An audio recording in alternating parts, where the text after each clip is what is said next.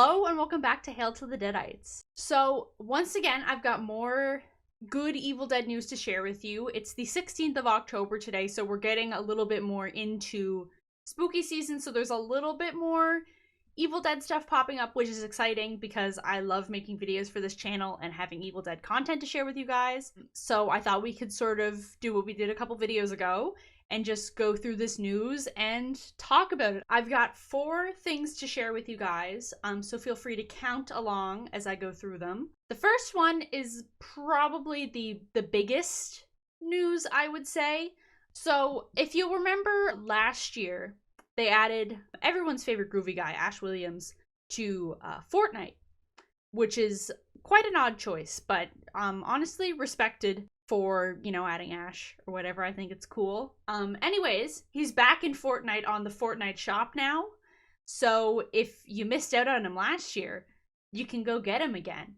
I mean, I don't play Fortnite. I don't know anything about Fortnite, but Ash is in it, which kind of makes me want to try it as him, but I really don't want to spend any money on Fortnite because I'm never going to play it, ever. Anyways, I'm not quite sure what different stuff he brings to the game. I mean, I think the chainsaw hand and probably like some emotes or whatever. But yeah, Ash is back in Fortnite, which is cool. It's groovy, I would even say. I would even say it's a little groovy. So next up, I think one of the like Evil Dead news tweet bots that literally just retweets anything that says Evil Dead in it, retweeted this and said, "My many Evil Dead bath products have shown up." And this all looks really cool. It's all Evil Dead named stuff. So then I saw the brand name Fortune Cookie soap over here and sort of dug into it. And it was like a mystery box that they sold back in the summer that didn't ship till obviously this month because it's sort of Halloween-y and Evil Dead-y. But like I'm kind of jealous I didn't hear about it earlier because some of this stuff sounds really cool. So I found the listing on their website. It is sold out. It's no longer available, but it's still really cool to look at. So it's $160 value when you got it for like $97, probably not including shipping. But it's 11 things inspired by the Evil Dead, and they do have a thing with the scent descriptions. So I sort of looked at that, and these sound like they smell so good. One other thing is they don't really tell you which product each scent correlates to. I mean, I can jump back to the picture of them and point them out, but some of them I can't see the names on them, so I'll just try my best to figure it out. So the first scent is called There's Something Down There, and the description is, "Something just doesn't seem right. The smell of rich Madagascar vanilla and cedarwood rise from the depths of dark musk with rotting oranges, lemons, and spiced cloves." I think that says a body spray. I think that says body spray. Maybe. Anyways, that sounds like it smells good. Except rotting oranges. That one kind of put me off, but it's probably just like a very rich orange smell. I wouldn't know. I'm not a perfume person, so I'm not really sure what actually smells good and what just sounds like it smells good. So the next one is called Never Truly Dead. These enduring creatures may lie dormant but are never truly dead.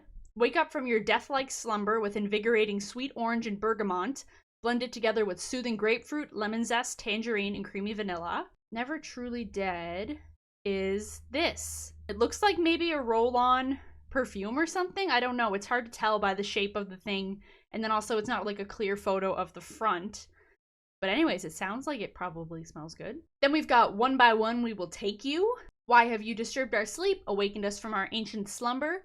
Vanilla takes over your mortal shell. The smell of amber is the last thing you remember before you lose consciousness. You will die like the others before you. I'm not gonna roar, but it says roar. One by One We Will Take You. Where is that? Oh, it's these. They're wax tarts. So these are like things you burn in like a Scentsy burner, or like a little wax burner thing. It's more like a candle thing than like a soap. But that's what sound. These all sound like they smell so good. I am insanely jealous. I did not find out about this in time to pre-order it. Then we've got Join Us. Why won't you accept your fate? Just give in to the smell of delicious mango, juicy nectarine, blood orange, blended perfectly with tangy raspberry, ripe goji berries, star apple, bright satsuma, soft touches of water lily and lotus. You won't last long anyways. Let's see if we can find out what this is. It's called Join Us. I mean, I can't see it on any of the products, so I'm guessing maybe it's this coffin or headstone shaped bath bomb down here, because everything else sort of has the name on it for the most part, so I'm guessing it's probably this bath bomb. Next up, we've got Dead by Dawn. Everybody here dies by dawn, Beth. Sweet vanilla musk wrapped in ripe fig, bergamot, fresh peach, candied rum, and dark amber. Now, Dead by Dawn is, I think that says mud gel facial cleanser. Interesting. I wouldn't think that anything mud is cleansing, but I don't know. Next up, we've got Boomstick, a choice weapon to defeat any deadite you may come in contact with. A devilishly spicy creation of cinnamon, grated nutmeg, cardamom, and black peppercorn blended with pureed pumpkin, mahogany woods, whipped cream, and vanilla bean. What's Boomstick? Oh, is it? I think it might be this down here. I think that's a dry oil spray. I don't know. It doesn't really say enough here for me to know what it is, but it's probably some sort of cologne type thing, maybe. Then we've got Cabin in the Woods. You don't want to go in there, but you'll have to if you want to survive the night. Dark woods and sensual amber are blended with soft mimosa, vanilla musk, apricot nectar, and gooseberry. Cabin in the Woods is a car freshy tin. It says simply place in a cup holder or under the seat for a perfect car freshener. Can be used in cars, small closets, bathrooms, or other small areas in need of a scent boost. Can melt in extreme temperatures. That sounds good. I got a car air freshener from the Mystic Museum Evil Dead thing last year, and it smelled so good, but it didn't last that long, which bummed me out. I still have it hanging in my car. Obviously, it's the Cheryl Evil Witch one, but it lost its smell so quick. So I would love another Evil Dead air freshener. Then we've got Who's Laughing Now? The Dark Ones have taken control. Outsmart them by cutting off your hand. I mean, don't cut off your hand.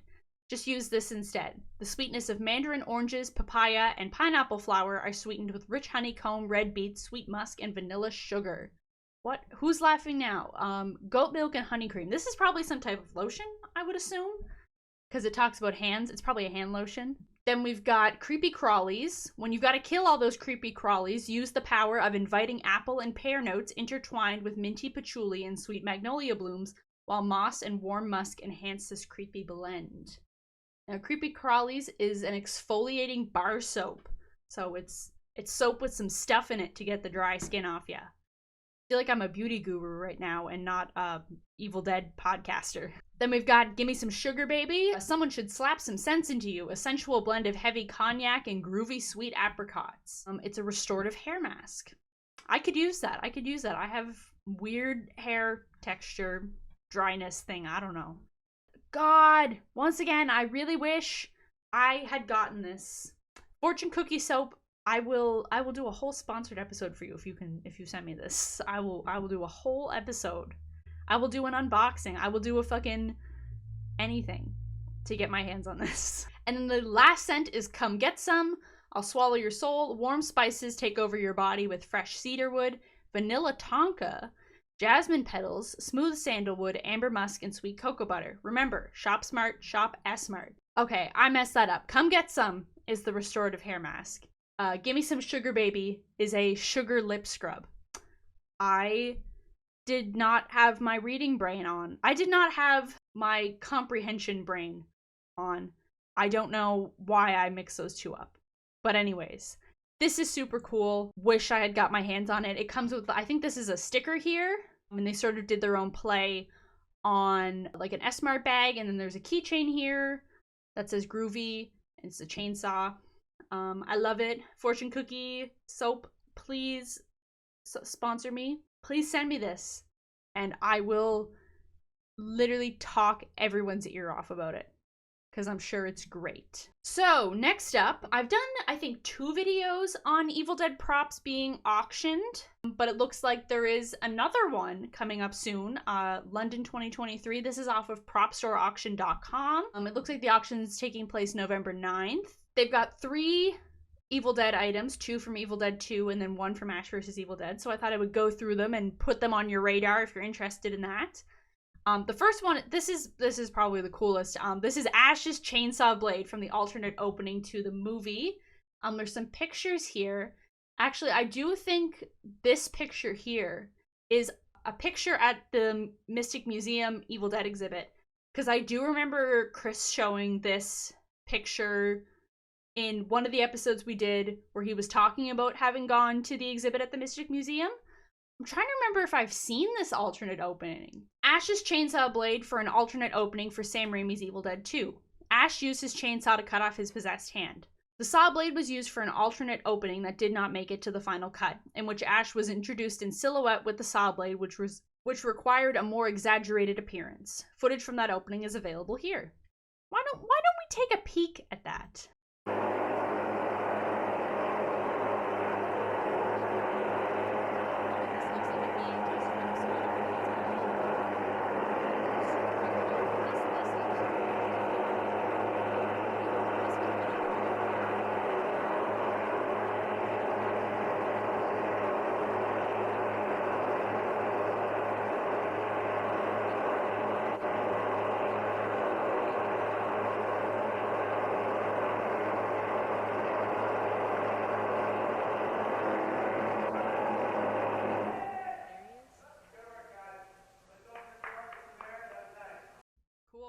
Okay, well now I can say I have seen that alternate opening. Originating from a crew member, this lot consists of one blade made of composite wood, cardboard, and paper. Painted black, the blade features a wooden block handle on the backside. This lot exhibits torn cardboard, notable wear along the teeth, exposed adhesive residue, and overall fragility. So it doesn't look like it's actually that sort of structure, like it's cardboard. It's a cardboard blade. So probably not the best for like roughhousing. I mean, obviously if you'd had something like this, I don't think you would roughhouse with it. But very fragile, very fragile. I could see maybe some complications in shipping, it getting folded or whatever. Hopefully they I imagine they'll package it well. I'm sure that they do this for a living. Next up, from Ash vs. Evil Dead, we've got Ash Williams' screen-matched chainsaw. Ash Williams' screen-matched chainsaw from the television series Ash vs. Evil Dead. This chainsaw screen matches to when Ash cut Ruby Nobi with it during the prom in the season 3 episode Twist and Shout. This lightweight plastic chainsaw with metal details is reinforced with carbon fiber and features a foam handlebar in the interior, a pull cord with a resin handle, and a movable flip switch on the outside. Also included is a hot pink rubber production tag hand-marked with Maine Carbon Lightweight 2 and a certificate of authentication from Stars. Production intentionally distressed this chainsaw to appear well used. It exhibits SFX paint remnants, chipped paint, and the lifting of adhesive along the blade's teeth. And there's the tag and stuff. And then this is the scene it was used in. This one, I feel like is going to go for a lot more than they have estimated. Finally, the last thing they have is another prop from Evil Dead 2, and it's a flying production-made Deadite head. A flying Deadite head from the production of Sam Raimi's comedy horror sequel, Evil Dead 2. Deadites were parasitic demons that sought to possess the bodies of mortals and feast on their souls. A flying Deadite appeared after Ash was sucked through a vortex to the Middle Ages and he shot it with his shotgun. This head was used by the production team to test makeup and adjust the final design. It is made of foam latex and exhibits a sunken, angular face, a protruding nose, pointed ears, and wispy white hair. The Deadite is frowning and baring its teeth in anger. White and gray paint is applied to the piece to reinforce its ghost-like, otherworldly appearance. This lot exhibits minor fissures in paint wear, but it remains in good condition. So I don't know if this is the exact one or if this is what it was like it eventually came to be after prototyping it. It's towards the end of the movie, I think. But yeah, that's what's up for auction. If you're an auction fan and you want to get your hands on some props and you've got a couple thousand Great British pounds sitting in the bank, burning a hole in your bank account or whatever. So finally, the last thing I want to share with you guys, and obviously if you're on Twitter, you're probably in tune with this, but I know some people aren't, so I thought I would go through it myself. But as I said in the last episode I did, Lee Cronin is doing a behind-the-scenes photo from Evil Dead Rise for every day in October. I shared the first two in the last episode I did, so I thought I would catch you up on the last 14 days of photos. So buckle in. First up, we've got early makeup test for Deadite Jake. If you look closely, you can see that the eyeball Ellie spat into his mouth lodged in his throat.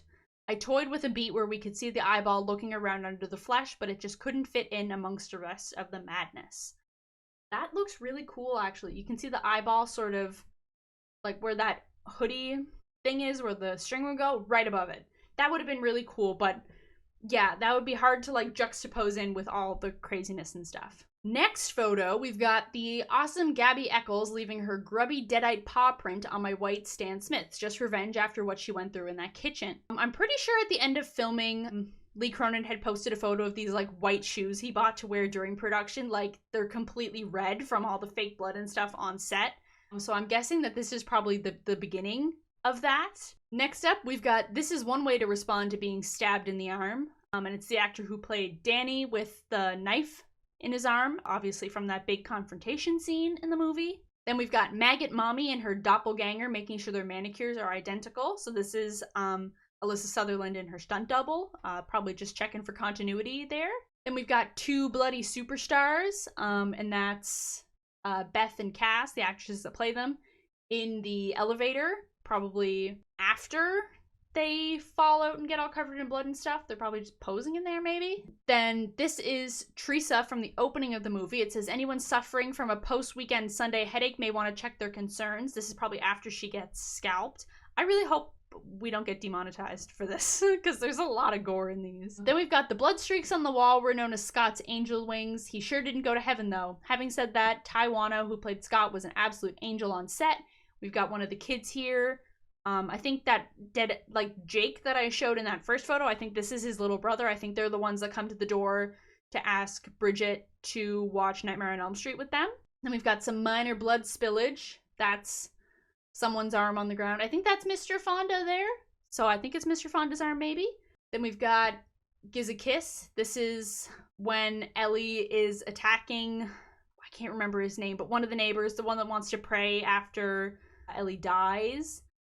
Pretty cool contraption they have to hold her up on him. Then we've got, it's extremely important to practice impaling your big sister through the head. This is obviously like a practice test, probably for when Bridget gets stabbed by Cassie. This one was for Friday the 13th. And it's one of the scenes of Danny getting blood and stuff puked all over him. Fitting for Friday the 13th. Then we've got Bridget in the kitchen, all the stuff everywhere. It says, wasn't me. Then yesterday's photo was driving lessons with Bethany Bixler. We've got Beth there in the car. And then today's photo was Deadite dentistry test. That's a picture of Ellie's teeth. It looks like she might be wearing fake teeth over her teeth to like make them look weathered or whatever.